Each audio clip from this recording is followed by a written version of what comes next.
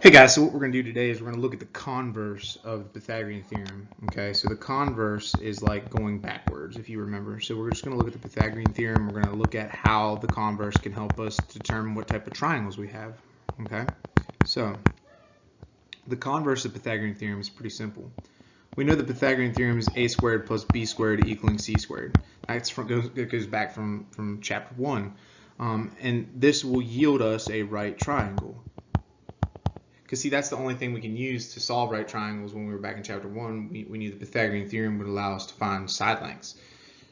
But if we make inequalities up and we look at this, and we change it around where a squared plus b squared is bigger than c squared, if that happens, we know then that this is going to be an acute triangle.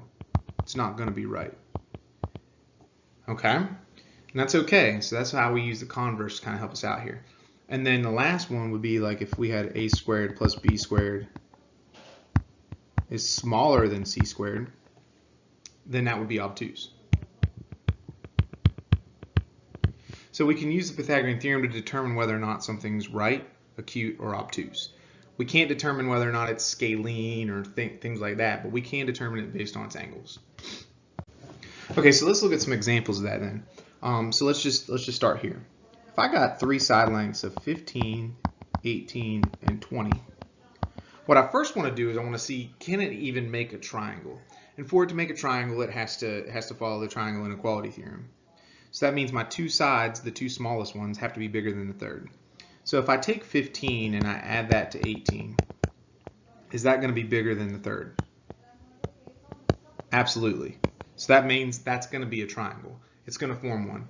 Now let's just use the converse of the Pythagorean theorem to help us out. Now you may say, well, what goes in what place? Well, when I'm given three sides like this, they have the two smallest and then the largest. And that's how it always is. It's the two smallest and the largest. So we're always going to do 15 squared plus 18 squared. And we're going to check and see, I'm going to put a question mark because we don't know if it's equal to 20 squared. We want to see what side may be bigger or see if the side's smaller. All right, so when I do this, 15 squared is 225, 18 squared is 324, and 20 squared is 400. Okay? Now, again, I'm putting a question mark here because we're not sure if those are equal. When I add those together, 225 and 324, that is much bigger than 400, right? You get 500 and something. So that means that this side is actually bigger. And if we refer back to what I told you earlier, if the left side is bigger, if that a squared plus b squared is bigger, then this is going to be an acute triangle. So we know that, okay? So let's take a look at it one more here. If I did, let's say 7, 8, and 11. Again, they're in order from least to greatest. So A, B, C. So 7 squared plus 8 squared equals 11 squared. We're not sure if it equals 11 squared. We just want to check and see if it does. Okay? And if it does equal it, then it would be a right triangle. But if it doesn't equal it, then it's going to be one of those other ones. All right, so let's just remind ourselves, the two smallest ones are 7 and 8. 7 and 8 is bigger than 11. So that will form a triangle. Okay? All right, so looking at this now, if I continue to solve this, I have 49, 64, and 121.